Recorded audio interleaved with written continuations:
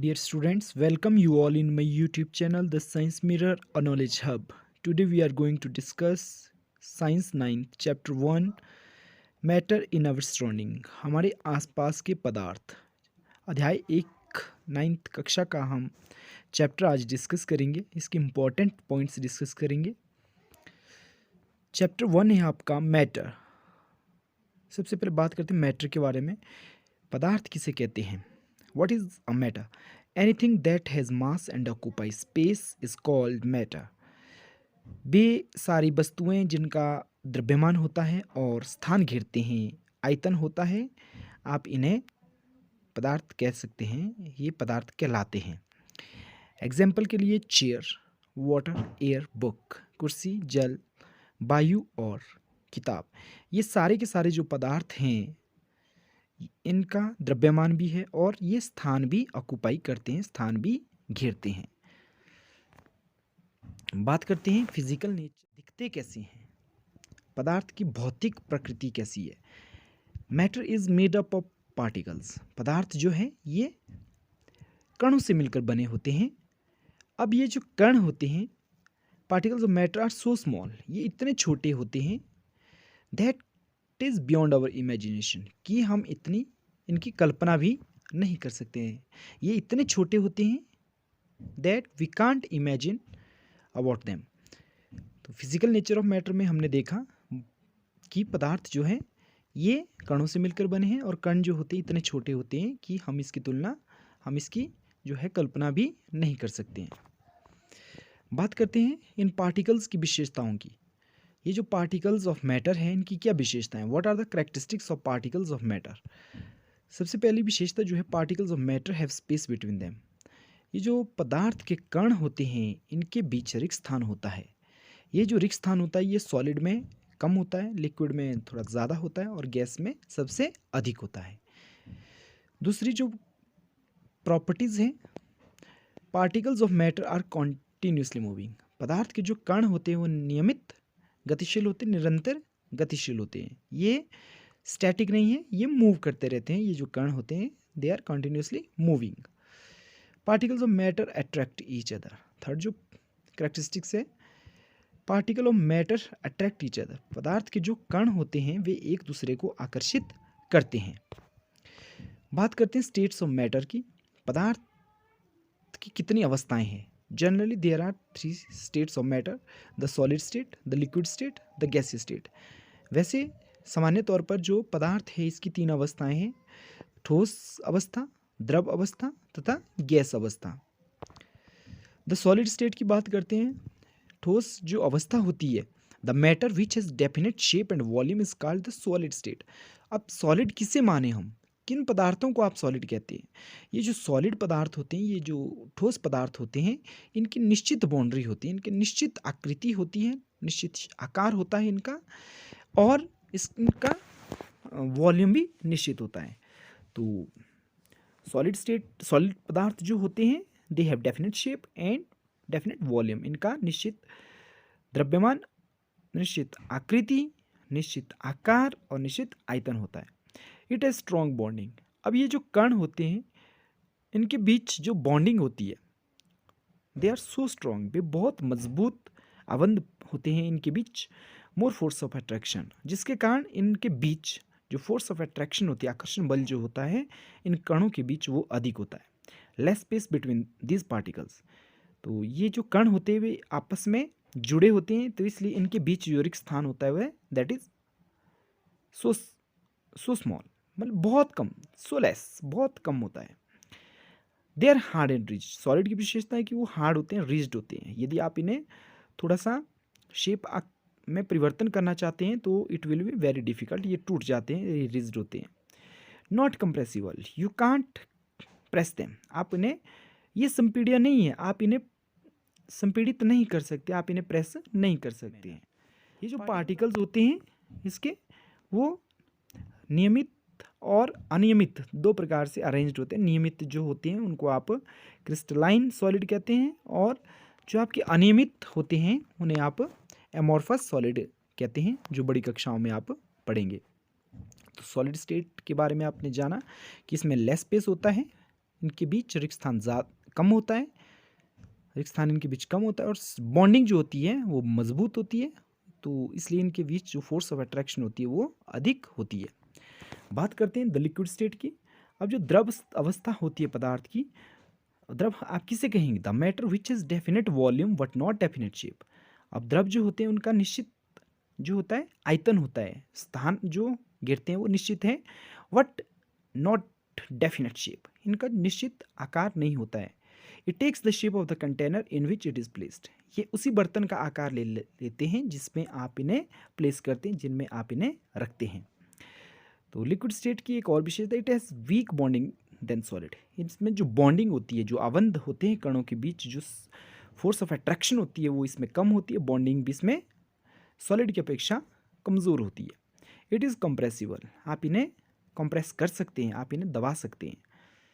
More space between this particles, अब इसमें जो कण होते हैं वो दूर दूर होते हैं, तो बॉन्डिंग इसमें कमज़ोर होती है, तो इसमें ज़्यादा स्पेस होता है, so you can press them, और इसमें स्पेस ज़्यादा होता है। और लास्ट जो इम्पॉर्टेंट प्रॉपर्टी है इसकी, it has a power of fluidity.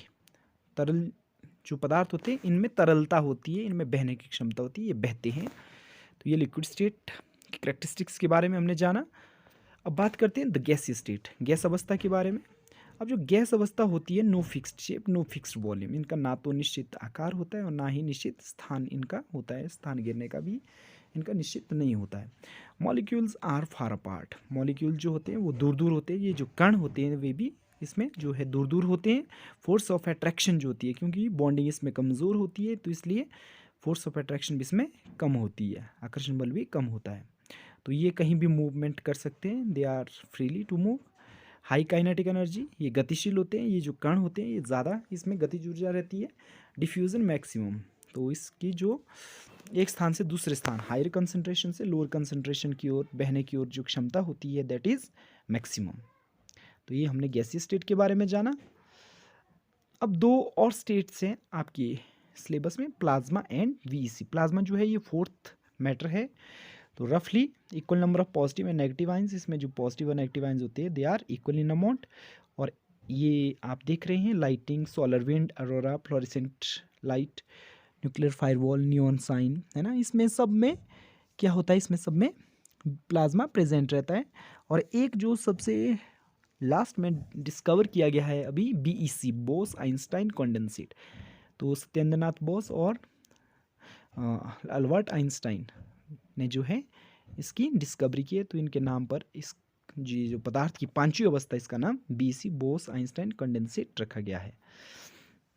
अब एक क्वेश्चन हमारे मन में आता है, can states of matter be changed, क्या पदार्थ की अवस्थाएं बदल सकती है, क्या सॉलिड से लिक्विड, लिक्विड से गैस, इस तरह से कुछ हो सकता है? तो matter can change it's state by using temperature and pressure. तो यदि तापमान और प्रेशर का इफेक्ट हो, कम ज़्यादा हो, तो पदार्थ जो है वो अपनी अवस्था बदल सकते हैं। तो इसका जो आंसर है yes, matter can change it's state by using temperature and pressure.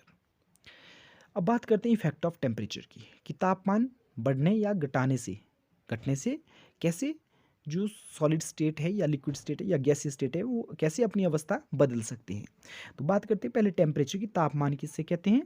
It is a physical quantity and it is the degree of hotness and coldness of any object. ये एक भौतिक राशि है या भौतिक क्वांटिटी है। तो इसमें आप देखेंगे कि किसी भी वस्तु का ठंडा और गर्म होना क्या कहलाता है? तापमान कहलाता है। तो more is the temperature, more will be the kinetic energy, less will the force of attraction. यदि तापमान अधिक होगा तो पदार्थ के कणों की जो गति है वो बढ़ जाती है, काइनेटिक एनर्जी जो है वो बढ़ जाती है। Less will be the force of attraction, तो जिसके कारण उनके बीच काइनेटिक एनर्जी बढ़ने के कारण उनके बीच जो अट्रैक्शन होती है उन कणों के बीच वो कमज़ोर हो जाती है। तो सीधा सा मतलब है कि यदि हम टेम्परेचर बढ़ाते हैं तो काइनेटिक एनर्जी बढ़ जाती है, तो सॉलिड जो है वो लिक्विड में आ सकते हैं, क्योंकि काइनेटिक एनर्जी उसकी बढ़ जाती है, तो बॉन्डिंग उसकी कमज़ोर हो जाती है। और temperature at which solid starts melting at atmospheric pressure is called its melting point. तो सॉलिड जो है वो लिक्विड में बदल जाते हैं, तो इसको आप मेल्टिंग पॉइंट कहते हैं या मेल्टिंग कहते हैं। फ्यूज़न भी आप इसको आपकी बुक में लिखा है कि एक न्यूनतम तापमान जिस पर कोई सॉलिड्स पदार्थ जो होते हैं वो लिक्विड स्टेट में आ जाते हैं 1 एटमॉस्फेरिक प्रेशर पर। वायुमंडलीय दाब पर, एक वायुमंडलीय दाब यदि है, वायुमंडलीय दाब पर सॉलिड स्टेट उस टेम्परेचर में मेल्ट होके लिक्विड में आ जाते हैं। मेल्टिंग पॉइंट ऑफ आइस जो है वो 273.15 केल्विन है। तो रफली हम इसको 273 मान के चलते हैं। तो 273.15 केल्विन जो होता है ये 0 डिग्री सेल्सियस के बराबर माना गया है मैथमेटिकली कैलकुलेशन को करने के लिए। अब ये जो केल्विन है, केल्विन इज़ द टेम्परेचर, ऐसा यूनिट ऑफ द टेम्परेचर। इसके बारे में हम बाद में डिस्कस करेंगे। अब आप देखेंगे the process of changing solid into liquid is called fusion. तो वह प्रोसेस जिसमें सॉलिड लिक्विड में आ जाती है इसे फ्यूज़न कहा जाता है, संलग्न कहा जाता है। तो नेक्स्ट आप देखेंगे, next point, the temperature remains same when the states change from solid to liquid और गैस। क्या होता है उस तापमान का जब कोई पदार्थ सॉलिड से लिक्विड और गैस में बदलते हैं, तो पदार्थ टेम्परेचर पर उसका क्या प्रभाव पड़ता है। तो टेम्परेचर जो होता है वो एक समान रहता है, वो बदलता नहीं है। The temperature at which liquid starts boiling is called boiling point. तो वह टेम्परेचर जिस पर लिक्विड उबलना शुरू करते हैं उसको बॉइलिंग पॉइंट कहते हैं। क्वथनांकी से कहते हैं। तो एक न्यूनतम तापमान जिस पर लिक्विड जो है वो भाप बनकर उड़ जाते हैं या वेपर जो उसका बनता है, तो उसको कहते हैं बॉइलिंग पॉइंट। तो इफेक्ट ऑफ टेम्परेचर में आपने देखा, इसमें जो इंपॉर्टेंट क्वेश्चन बनता है केल्विन से सेल्सियस, सेल्सियस से केल्विन की ओर। तो इसके लिए आपको 273 याद रखना है। 273 जो होता है वो 0 डिग्री सेल्सियस के बराबर होता है। इफेक्ट ऑफ प्रेशर, बात करते हैं प्रेशर की। प्रेशर का क्या प्रभाव पड़ता है। जो प्रेशर होता है, व्हाट इज प्रेशर, पहले तो आपको ये पता होना चाहिए। The force per unit area, किसी एक प्रति एकांक क्षेत्रफल पर लगने वाले बल को आप दाब कहते हैं। तो इसका जो ऐसे मात्रक है that is pascal. Why increasing decreasing pressure states can be change. तो प्रेशर को बढ़ाकर या घटाकर भी आप पदार्थ की अवस्थाएं जो है वो बदल सकते हैं। तो इसका तो आपने देखा होगा, एलपीजी जो होता है उसके अंदर लिक्विड फॉर्म में गैस होती है। जब आप उसको उसके जो रेगुलेटर को प्रेस करते हैं तो दाब डालते हैं तो इट विल चेंज इनटू किस में आ जाता है वो गैसियस अवस्था में आ जाता है। तो ये आपने अपने किचन में भी देखा होगा इस तरह का इंस्टेंस। आपने देखा होगा कि जब प्रेशर कुकर के अंदर जो पानी होता है वो भाप बनकर उठता है जब आप उसको प्रेशर डालते हैं सीटी के ज़रिए। बात करते हैं सब्लिमेशन। ये तो सॉलिड और लिक्विड की बात हुई, अब सब्लिमेशन की बात करते हैं। सॉलिड से सीधे ही गैसियस अवस्था में जब पदार्थ बदल जाते हैं तो उसे आप सब्लिमेशन कहते हैं। The process of changing solid into gases without forming liquid state is called sublimation and reverse to solid state is called deposition. तो ठोस पदार्थ से सीधे ही गैसियस अवस्था में आ जाना बिना द्रव बने, तो इस प्रोसेस को सब्लिमेशन कहा गया है, ऊर्ध्वपातन कहा गया है। और यदि गैसीय स्टेट से सॉलिड स्टेट में आता है तो इसको रिवर्स सब्लिमेशन या डेपोजिशन नाम दिया गया है। ये आप कैम्फर देख सकते हैं, कपूर सीधे ही सॉलिड से गैसेस में आ जाता है और गैसियस से ये आप नेफ्थलीन की बॉल्स देखते होंगे जो आप कपड़ों में अपने माइट्स से बचाने के लिए रखते हैं। तो नेफ्थलीन की जो बॉल्स होती हैं वो भी क्या हो जाती है, वो सीधे ही सॉलिड से गैसियस स्टेट में आ जाती है। तो नेक्स्ट देखेंगे इवेपोरेशन, बाष्पीकरण प्रक्रिया क्या है। The process of changing liquid into gas is called evaporation.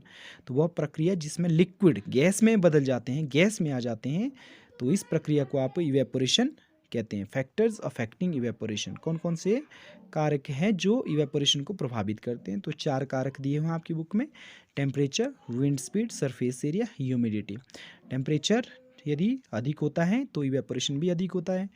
Wind speed यदि अधिक होती है तो इवेपोरेशन भी अधिक होता है। सरफेस एरिया यदि ज़्यादा है तो इवेपोरेशन भी ज़्यादा होता है। ह्यूमिडिटी जो होता है, ह्यूमिडिटी यदि ज़्यादा होगी तो इवेपोरेशन जो, इसमें आप देखेंगे यदि ऊपर के जो 3 है टेम्परेचर, विंड स्पीड और सरफेस एरिया, तापमान, वायुवेग और स्थायी क्षेत्रफल, ये डायरेक्टली प्रोपोर्शनल होते हैं, समानुपाती होते हैं इवेपोरेशन के, बाष्पीकरण के। तो सीधा से इसका मतलब है कि यदि टेम्परेचर ज़्यादा है तो बाष्पीकरण भी ज़्यादा होगा। तो इसको कहते हैं आप डायरेक्टली प्रोपोर्शनल। विंड स्पीड भी, उसमें भी क्या होगा, यदि विंड स्पीड ज़्यादा होगी ये भी डायरेक्टली प्रोपोर्शनल होता है इवेपोरेशन के समानुपाती होता है। ये सरफेस एरिया भी समानुपाती होता है बाष्पीकरण के। जबकि जो ह्यूमिडिटी होगी वो, यदि ह्यूमिडिटी ज़्यादा होगी तो इवेपोरेशन कम होता है। तो इसको कहते हैं आप इन्वर्सली प्रोपोर्शनल होता है। आर्द्रता जो होता है वो इन्वर्सली प्रोपोर्शनल होता है इवेपोरेशन की। आर्द्रता यदि ज़्यादा होगी तो आर्द्रता क्या होता है ये आपको पता होना चाहिए। आर्द्रता होता है किसी जैसे आप वायु या मिट्टी में नमी की मात्रा है, यदि नमी है तो, यदि पानी की मात्रा है तो आप इसे आर्द्रता कहते हैं। तो ये आप देख रहे हैं डायग्राम के माध्यम से, इसमें आप देखेंगे कि यदि धूप निकलती है तो आपके कपड़े जल्दी सूख जाते हैं। इसका मतलब टेम्परेचर का इफेक्ट उसमें पड़ता है। टेम्परेचर ज़्यादा होने के कारण क्या होता है, आपके कपड़े जल्दी सूख जाते हैं इवेपोरेट होके, क्योंकि पानी जो है वो भाप बनकर उड़ जाता है कपड़ों से। फिर विंड स्पीड देखेंगे आप, वायु वेग। अब यदि विंड स्पीड अधिक होगी तो भी जो है इवेपोरेशन की दर जो होती है वो बढ़ जाती है। कपड़े आपके तेज़ विंड स्पीड में भी जो है वो सूख जाते हैं। सरफेस एरिया, तो ये आप चाय का इंस्टेंस इसमें दे सकते हैं कि एक कप में चाय है और एक प्लेट में चाय आपने डाली है, तो प्लेट का जो सरफेस एरिया है वो ज़्यादा है और कप का जो सरफेस एरिया है वो कम है। तो सरफेस एरिया अधिक होने से बाष्पीकरण जो अधिक होगा वो प्लेट में होगा, तो जिसके कारण इवेपोरेशन उसमें अधिक होगा और उससे ठंडक भी मिलती है, मतलब चाय ठंडी जल्दी होगी। ह्यूमिडिटी क्या होता है, ह्यूमिडिटी मैंने आपको बताया। ह्यूमिडिटी जो होता है, यदि ह्यूमिडिटी ज़्यादा है तो इवेपोरेशन जो है वो कम रहता है। बरसात में देखा होगा ह्यूमिडिटी ज़्यादा होती है, हवा में जो नमी है वो ज़्यादा होती है, जिसके कारण आपके कपड़े जो है वो आसानी से नहीं सूख पाते हैं। तो ये तो फैक्टर अफेक्टिंग देखा आपने। यहाँ से एक क्वेश्चन ज़रूर आता है। अब बात करते हैं हाउ डज इवेपोरेशन कूलिंग। तो इवेपोरेशन जो है बाष्पीकरण से ठंडक कैसे मिलती है। During evaporation energy is lost. तो यहाँ आप देखते होंगे कि जब भी बाष्पीकरण प्रोसेस होता है तो उसमें एनर्जी भी लॉस्ट होती है, क्योंकि जो स्टेट है वो चेंज हो रही है, अवस्था में परिवर्तन हो रहा है। To regain energy particles get energy from the surrounding. अब उस एनर्जी को प्राप्त करने के लिए जो कण होते हैं वो जहाँ, क्योंकि बाष्पीकरण जो है ये आप देखे होंगे जब बाष्पीकरण होता है तो वो जो कण है वो भाप बनकर उड़ जाते हैं, तो जो बचे हुए पार्टिकल्स है वो सराउंडिंग से एनर्जी प्राप्त करने की कोशिश करते हैं, जिसके कारण ठंडक मिलती है। It causes cooling. तो यहाँ पे डायग्राम के माध्यम से आपको बताने की कोशिश की गई है कि हम जब नेल पॉलिश लगाते हैं, एसीटोन लगाते हैं या नेल पॉलिश रिमूवर का उपयोग करते हैं नेल पॉलिश को हटाने के लिए, तो आप देखेंगे कि उसका इवेपोरेशन हो जाता है और इवेपोरेशन के कारण आपका जो हाथ है वो ठंडे हो जाते हैं। तो ये कौन सा फिनोमिना है, इवेपोरेशन का फिनोमिना है, और जिसके कारण ठंडक मिलती है। फिर इस तरह का एक क्वेश्चन भी आपके लिए है, earthen pot keeps water cool even in hot summer days. गर्मियों के दिन में भी जो अर्दन पॉट है, मिट्टी का जो घड़ा है वो ठंडक देता है। इसका कारण ये है क्योंकि उसमें स्मॉल होल्स होते हैं, स्मॉल पोर्स होते हैं, जिसके कारण इवेपोरेशन उसमें होता रहता है। पानी जो है वो बाहर रिसता है और हवा के कारण उसका इवेपोरेशन होता है, बाष्पीकरण होता है, और बाष्पीकरण से ही ठंडक मिलती है। जबकि स्टील का जो बर्तन होगा, स्टील में यदि आपने पानी रखा होगा तो उसमें होल नहीं है, उसमें छिद्र नहीं है, तो पानी बाहर नहीं निकल पाता है और उसका इवेपोरेशन नहीं हो पाता है। तो इसका मतलब बाष्पीकरण से के द्वारा ही जो है ठंडक अर्दन पॉट से आपको मिलती है। तो ये था आपका चैप्टर। इसमें जो इम्पोर्टेंट चीज़ें थी वो हमने डिस्कस करने की कोशिश की। उम्मीद करता हूँ कि आपको ये वीडियो पसंद आई होगी। यदि आपको ये वीडियो पसंद आई होगी तो आपने इसे लाइक, सब्सक्राइब और मेरे इस यूट्यूब चैनल को ज़रूर करना। Thanks for watching.